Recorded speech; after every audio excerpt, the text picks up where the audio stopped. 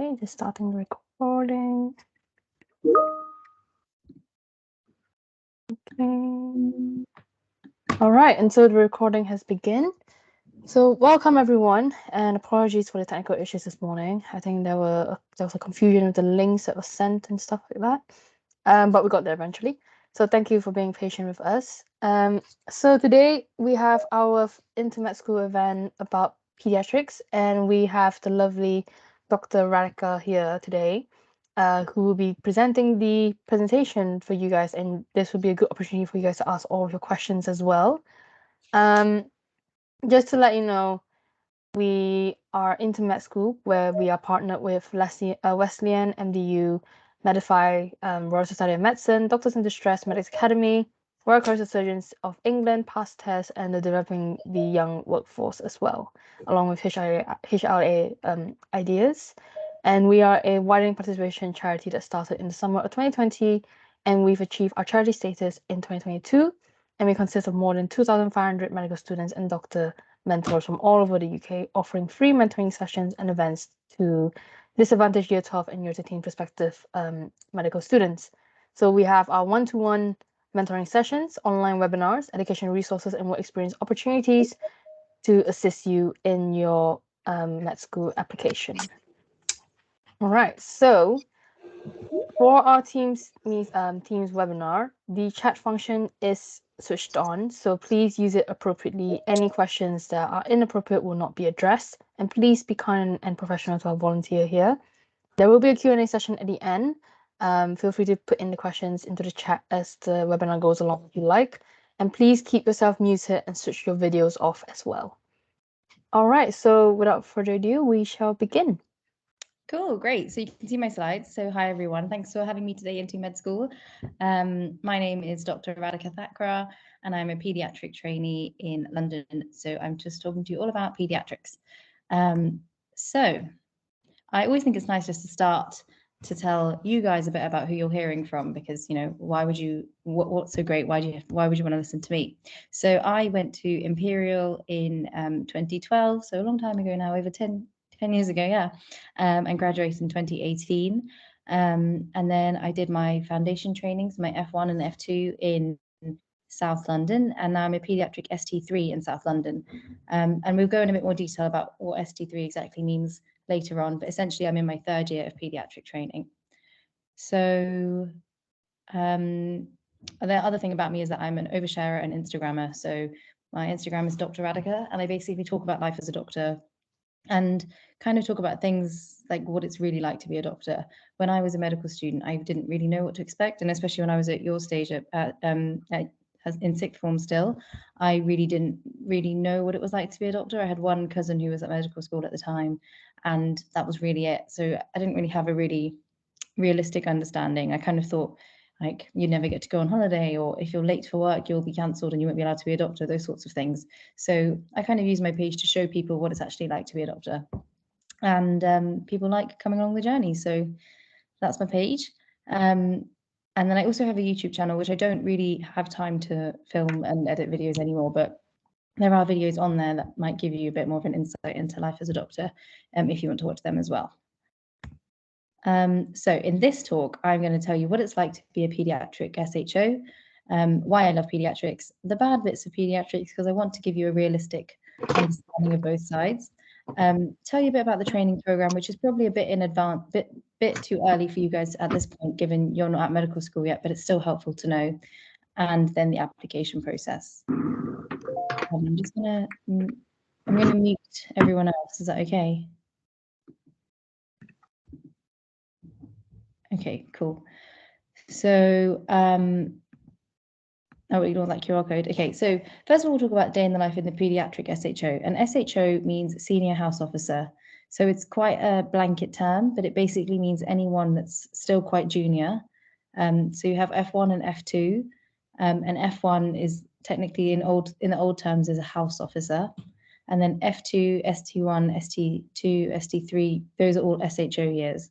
And then when you're a registrar, it's when, for paediatrics at least, you're a registrar from ST4 and above, and then you're a consultant after being a registrar. So SHO is kind of like the umbrella term, And ST3 means I'm in my third year of paediatrics. So you can also be an SHO if you are an F2 or an ST1 or an ST2. But SHO is like more of the umbrella term of the junior doctor. That's working with the registrar. So in the morning, we have handover every day, and that's essentially where we hear from the night team. We go through all the patients on the ward. They highlight any new patients and let us know about new patients. They highlight any patients that have been unwell overnight or any updates. It's just a time to recap everyone and also highlight for the day team what sort of things need to be done and what's been going on. A lot of the time we have teaching as well, and I really like that in paediatrics. I feel like we have a lot of teaching, especially compared to other specialties I've worked in. So we have teaching at least 3 days a week for half an hour, and sometimes more, and that's just really nice to keep learning and making sure we're on top of everything and understand changes in guidelines or interesting cases or learning about other things that our colleagues are doing. So that's always really helpful. And then we do ward rounds. So just to like in basically every medical specialty, we go around to each of our patients. Often it's consultant-led ward rounds, so the seniors are leading the ward round. We look through the kind of what's brought the patient in. We can look at the history and the first thing that brought them in and go through their admission. We can think about what medication they're on and have a look at their drug chart. Is there anything that we can change, anything that needs stopping or starting? Look at their observations. Have they had any fevers? Is their heart rate going up? Is their respiratory rate going up? Is there any reason for that? Have a look at things like any x-rays they might have had or any other special blood tests they might have been sent. And then talking to the patient themselves, asking how they're feeling. Has there been any changes? Is there anything we can stop or start to help the patient? And that's essentially what ward round is. And you do ward round in every specialty. Other than really A&E, you don't really do ward round in A&E, but you're essentially going around all the patients who are on your ward and reviewing them and making a plan for the day. So you do ward around, and that can often take a few hours because probably in peds, at least I would say like at least 15, 20 minutes per patient. And there'll be different members of the team. And also in paediatrics, you have to make sure you involve the parents as well as the child, and it would vary depending on how old the child is. So you need to make sure you're involving the child in that consultation as well. If they say they're a 5-year-old or a 10-year-old, obviously if it's a baby, you can't do that. Then in the afternoon, we'll do our job. So it might be reviewing patients and seeing how they're doing. Like, for example, if we had a patient that was vomiting a lot, maybe reviewing them and seeing are they managed to keeping any fluid down, or are they still vomiting? Do we need to start any IV fluids? Or reviewing a wheezer. This is probably a baby that's been wheezing and just having to listen how their breathing is. Next thing you do is jobs. So often, especially in doctor land, jobs involve a lot of phone calls, chasing results, discussing patients with different specialties, maybe phoning other hospitals for their advice. And then things like blood tests and cannulas. So especially in peds, the doctors do the cannulas in the bloods, where in a lot of adult specialties, the nurses can do it. So we will have to do things like bloods. This is I always think it's really cute in peds because the bottle, that's a sellotape and the tiny bottles are in there. So the bottles are really, really tiny. The cannulas are tiny. The stickers have bears on them, so it's quite cute. But yeah, so we'll do any jobs we need to do as well. So that's pediatrics. But the thing that I never really appreciated until I became a pediatric doctor is pediatrics is quite split up into pediatrics, which is essentially any child, so anyone under 18, but also neonates. And neonates essentially means a baby in their first 28 days of life.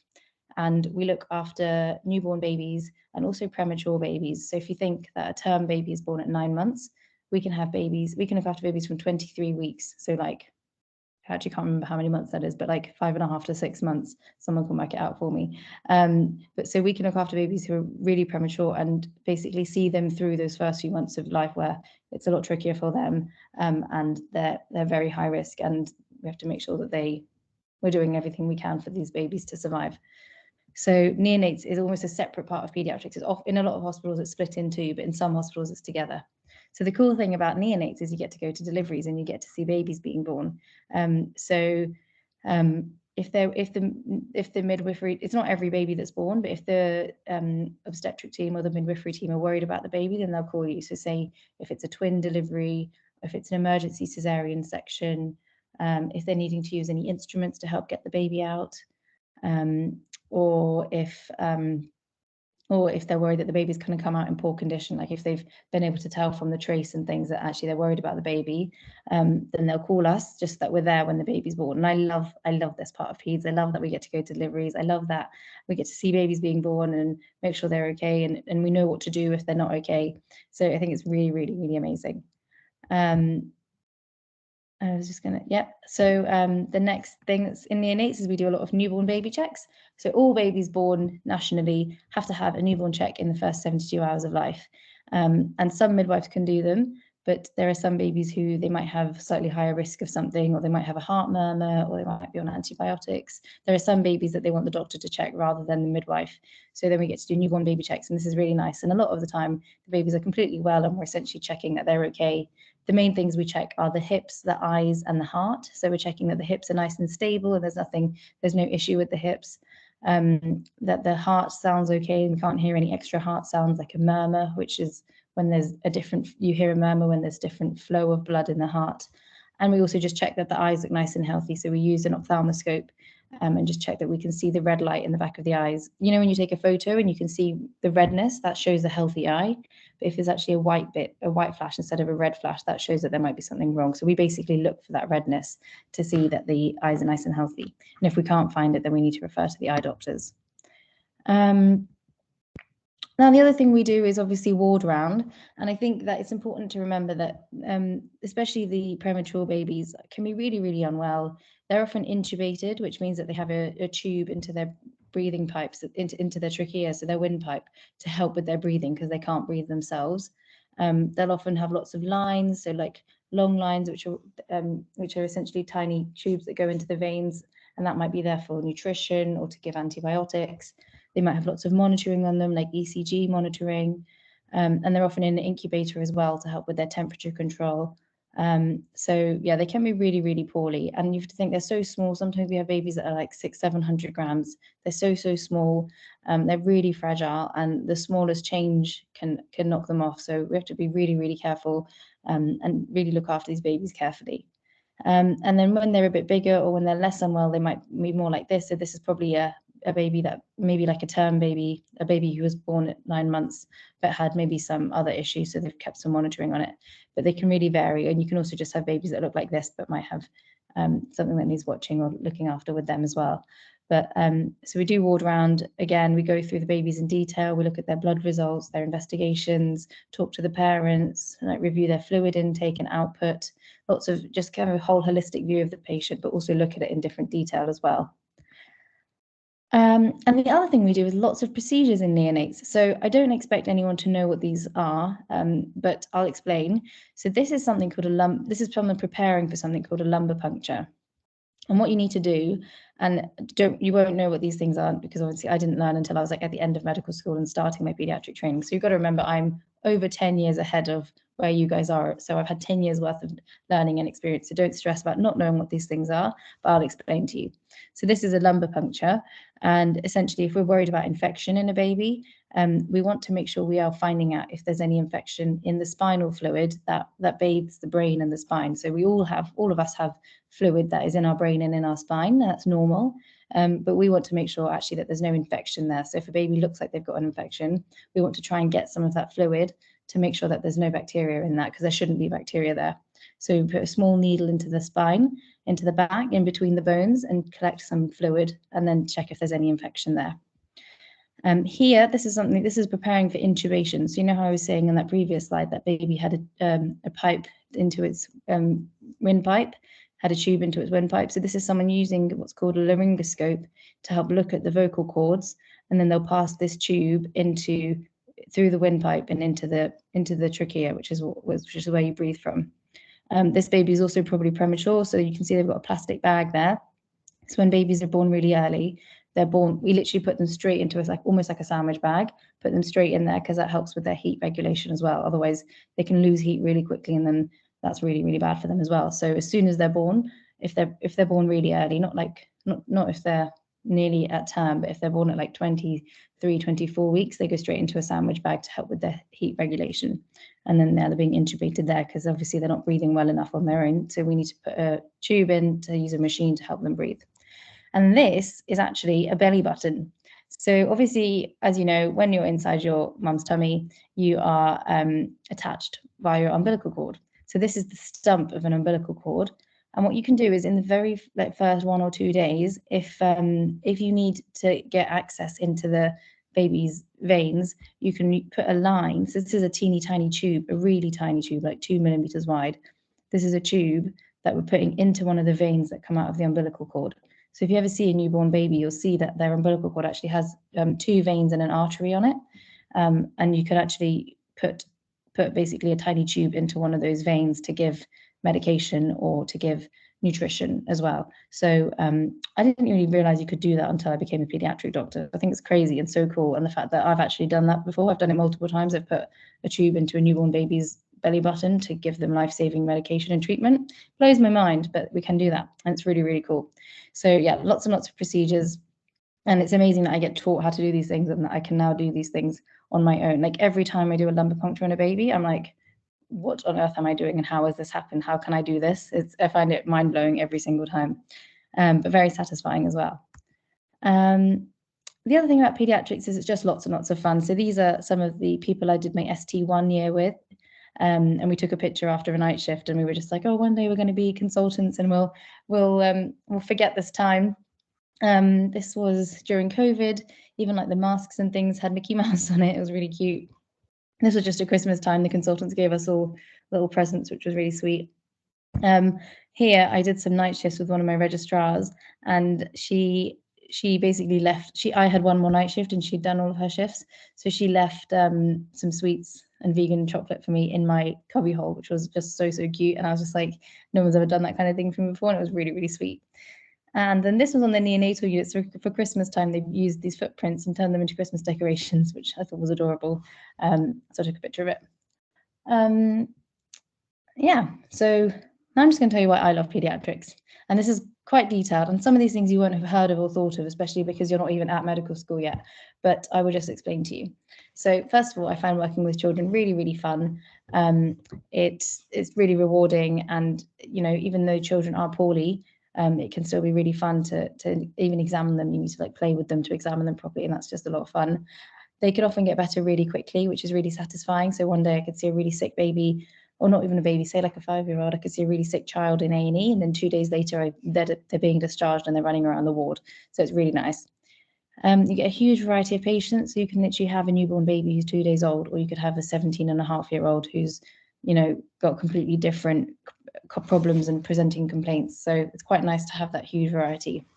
And you also see lots and lots of different pathologies, so lots and lots of different types of diseases and lots of different ways that things have presented. So there are things that I have seen that I genuinely thought I would never see, and things that I thought I'd only ever read about in textbooks, and then I've seen patients with them. So I think that's really cool as well. The other thing is you can be a generalist or a specialist. So you could be a general pediatrician, or you could be a pediatric respiratory doctor. So there's such a variety in what you can do in your career, which I really like to have that option. I think it's really nice that you can empower patients and their families. So even though I haven't had children, if a parent comes in with a newborn baby, I can give them advice on how to, almost like feeding advice that they may have not had from elsewhere. And it makes them feel like they know better how to look after their child, which is also really, really nice. The teams are really lovely. So I just always find that the people I work with are really, really kind and enjoyable to work with. And I just feel that everyone cares more. So even if I were to discuss a patient with the surgeons, they're far more likely to come and see a patient than when I was in adults. So I've always just found that I feel like all clinicians care more when there's a child involved. Now, these last few things are things you probably wouldn't have heard about before or thought about, but it's a run-through training program. So when you're in your F2 year, you decide to apply to your specialties.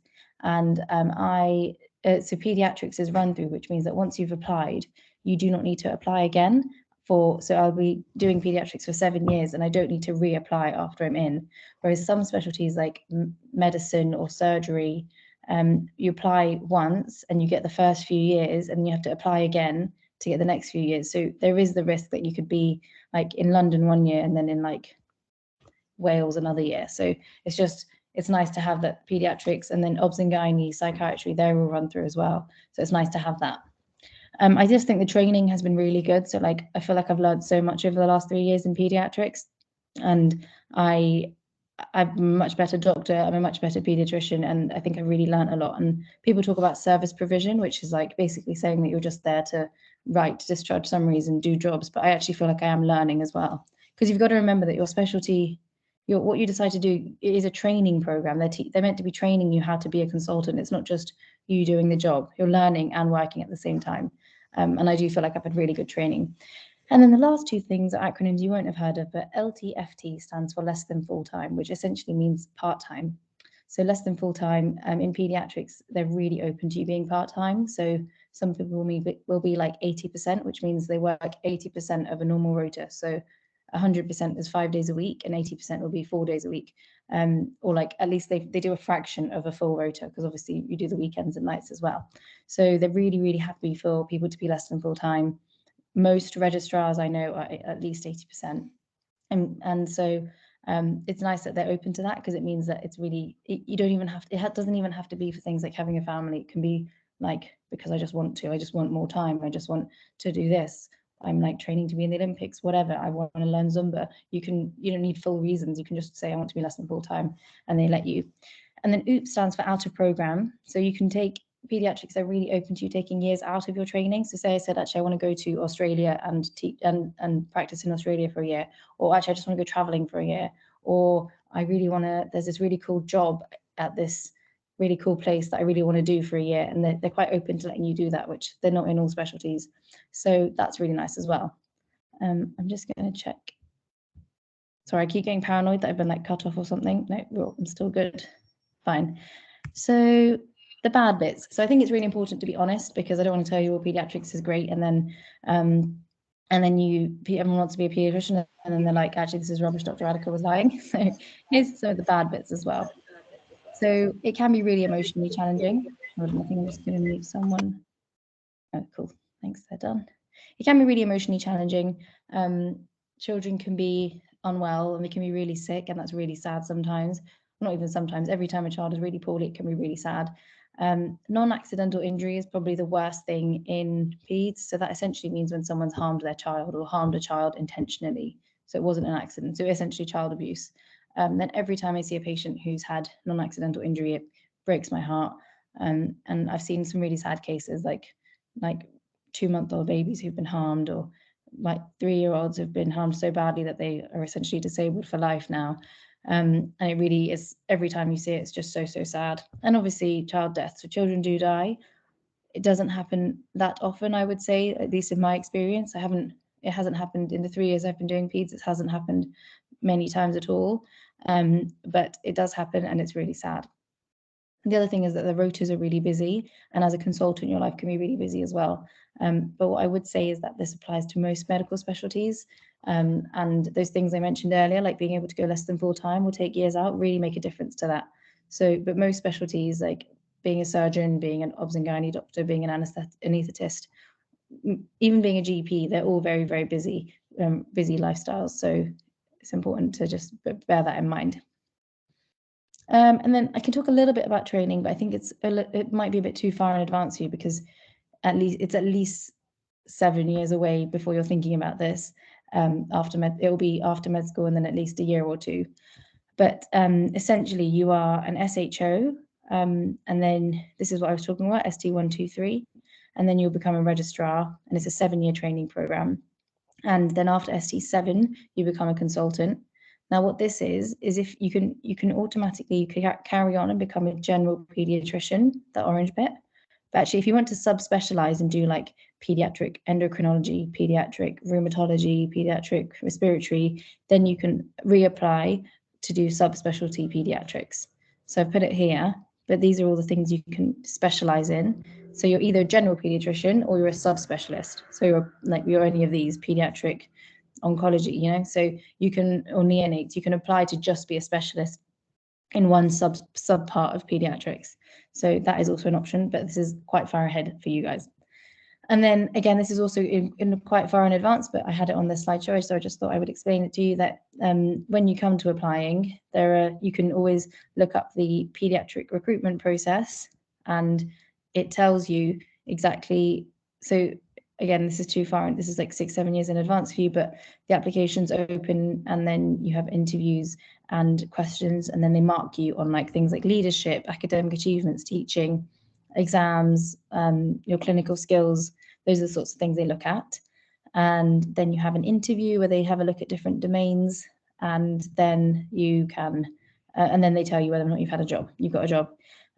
Things you can do now, or things you can start doing when you're at medical school, is like volunteering, getting involved in clubs and societies, getting involved in charities, doing things that show leadership and management skills, or you can get involved in projects. But I will say, medical school, it can be really hard. I found medical school quite difficult, and I found it quite hard to do a lot of these things. I did like a few things, but not too many, because my biggest focus at the time was focusing on exams and just kind of understanding the medicine.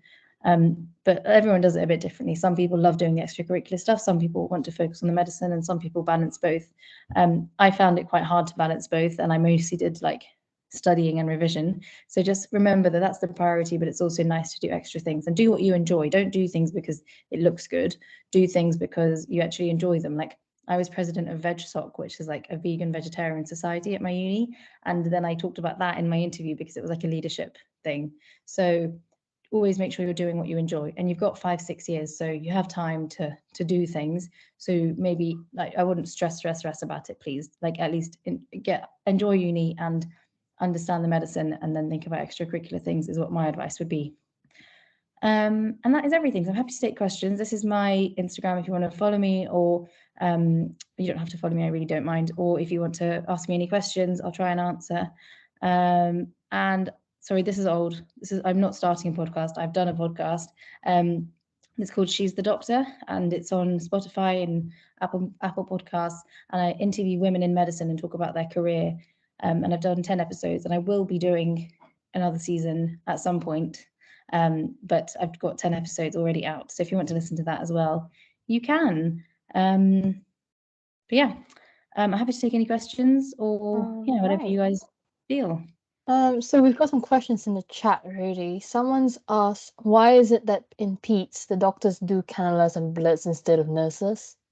That's an interesting question. I think, well, there are some places I've worked where there are phlebotomists, but essentially it's, I think, just because it's a bit more technically difficult and the nurses are already very busy. But yeah, most places I've worked, the doctors do them. I'm not sure why. It's just probably because it's just a bit trickier and it's a bit more of a skill. Yeah, I've seen that in placement as well, where the nurses said they wouldn't do it, so the doctors had to do it. Yeah. Yeah. Someone's asked, are there no pediatric phlebotomists on the wards? So at my current hospital, there is one ward a phlebotomist comes, but I've never worked anywhere else that has a phlebotomist, no. Someone's saying can't see the slides. Yeah. What is run-through training? So run-through training is what I mentioned. So when you're F2, you can you apply for a specialty. So like pediatrics, obs and gynae, anesthetics, GP. You apply for a specialty, but in pediatrics, it's run through. So when you only apply once until you're a consultant. Whereas in some specialties, you have to apply once and then you apply again for your senior years. So it's just a bit more stressful because you've got to think about your portfolio and your interviews again when you're a registrar, rather than just doing it once when you're at the beginning of your training. What does specialty in medicine entail? I don't know what that question exactly means. I think they're asking, what does it mean by specialization? Like, what would it involve? So specializing, it means that you are doing one part of medicine, because you can't do everything. So specializing means that you're doing one part of it.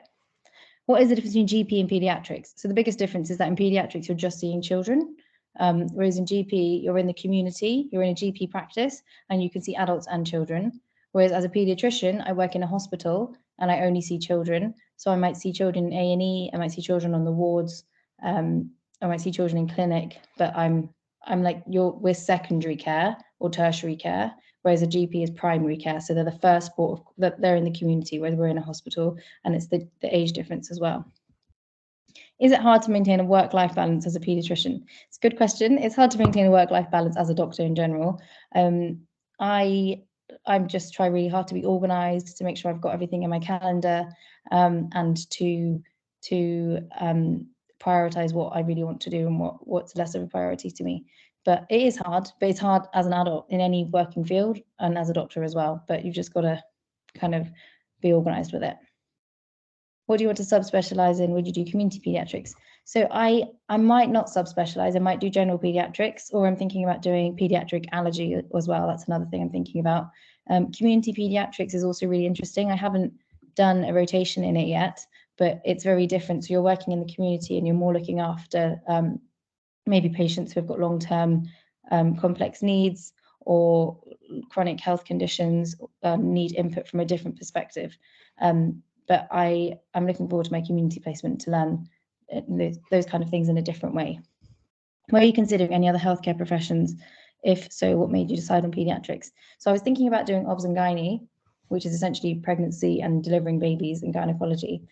But I really realized that I actually like looking after the baby, not the mum that's having the baby. So when I realized that actually I prefer pediatrics rather than obs and gynae. Can you tell us about subspecializing in allergy? So a pediatric allergist essentially will review patients who have allergies. If people have food allergies or intolerances, they investigate them in more detail. There's also obviously a big link to asthma and hay fever as well, so kind of thinking about them with those in mind as well.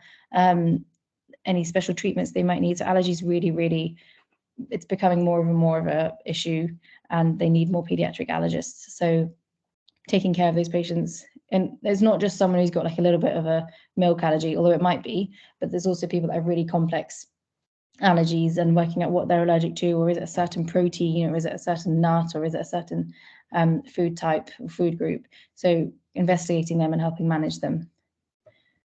Can I work less than full time in PEDS training? Yeah, so that's what I was talking about earlier. You can work less than full time, which is why one of the big reasons I think pediatrics is really good. How do you judge a child's capacity to make their own decisions? Do you favor the child's autonomy or the parents? So it will depend on the child's age, if they get it competent, how much capacity they have, what they're consenting to, and what if they're choosing to have treatment or denying treatment. So you've kind of got to think about lots of different things and also take into account the parents' decisions and thoughts. But and whilst they're a child, unless you're in that grey area of being like a 15, 16, 17-year-old, normally the parent's decision is what is decided. Unless healthcare professionals are worried about the decision they're making, then you may need to overrule that or get a court order. Why did you choose to become a doctor rather than a nurse? So I liked that as being a doctor, you can kind of think about, you can think about the patient in a more holistic perspective. You can think about what treatments may or may not help. I liked understanding the science as well in more detail. But I do think that actually nurses can do a lot of those things. And also there are a lot of the nurses, I've seen nurses who are nurse specialists now. So they have done extra training to now be like the pediatric gastroenterology nurse, so that they're a specialist nurse in that. So I think I didn't really know that existed, but I think that would have also been a really interesting career path. Instead of being a doctor, you could be like a specialist nurse. But it depends on kind of what career you want and what lifestyle you want as well. What is the toughest decision you've had to make in regards to a child's health? So the tough decisions are normally, especially in pediatrics, you always discuss them with a consultant. So it wouldn't be a decision. I wouldn't have to make a tough decision on my own. I would always be having a senior make that decision. But I would say the toughest decision is things like if you've got a newborn baby who's really poorly and you have to decide not to continue trying to resuscitate them because you don't think the efforts are worth it. That's like the hardest decision to have to make. But there's always a senior involved in those sorts of decisions. Were there any medics that took gap years when coming to uni? Yep, so lots of people took gap years. I don't really think you even notice if a patient if a medical student had a gap year, so I wouldn't worry about that. Suggest a way to reflect. I guess you could talk about hearing from a pediatric doctor, hearing the positives and the negatives. It's hard for me to reflect for you. You kind of need to reflect yourself, but I would say thinking about pediatrics as a career and the different reasons why it may or may not suit you, and things you maybe heard today that you hadn't thought about before and what that's made you think and feel would be things to think about. How many years does it take, including medical school years? So I guess if you were to go straight from year 13, and you went to a uni that only did a 5-year course rather than 6, that would be 5 years at medical school, 2 years F1 and F2, and then 7 years pediatrics. But I'm a pediatrician. I'm already a pediatrician because I've done all my exams. So it depends if you mean being a pediatric consultant or just being a pediatric doctor. Because it's 5 years at medical school, 2 years of F1 and F2, and then you're in your pediatric training, ST1 to ST7. So that's, yeah. Do you know the difference between PAs and doctors? Do you work with any? Yes, so physician associates, I've only worked with one on a pediatric surgery job a few years ago, but they can do a lot of what a doctor can do. They can help document, they can review patients. I think at the moment PAs can't prescribe. I think that might be changing. So yeah, there is some similarity, but their training is very different as well.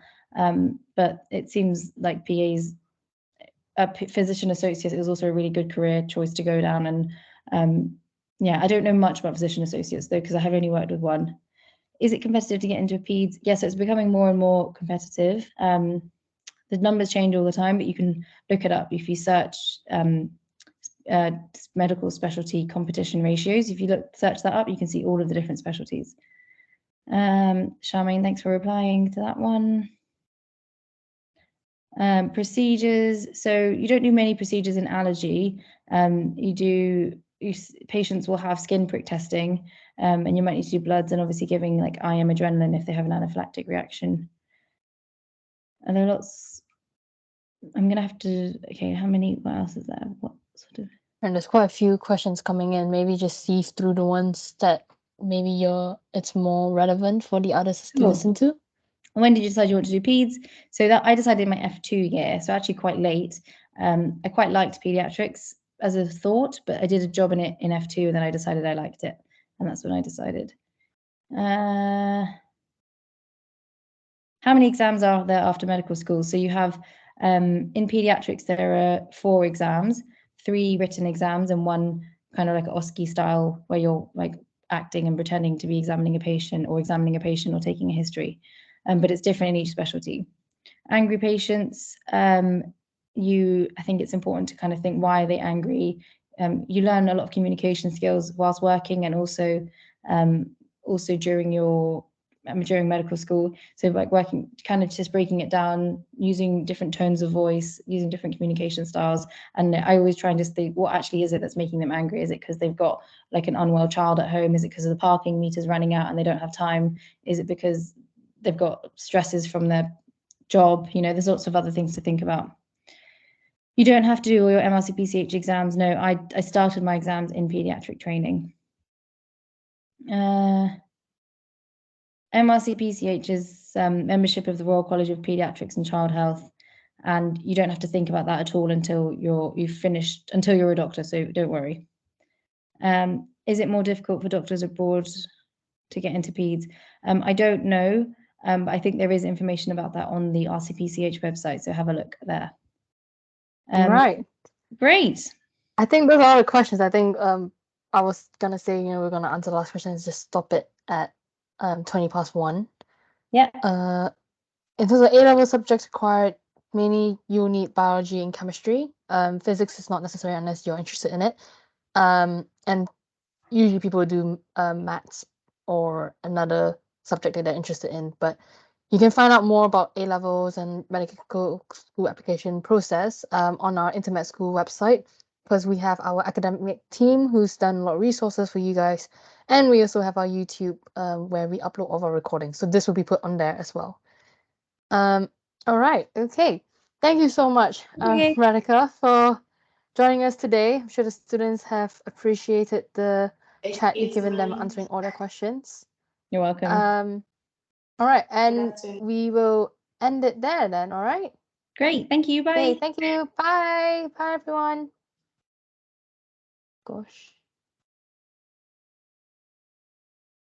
Hello, can I ask a question?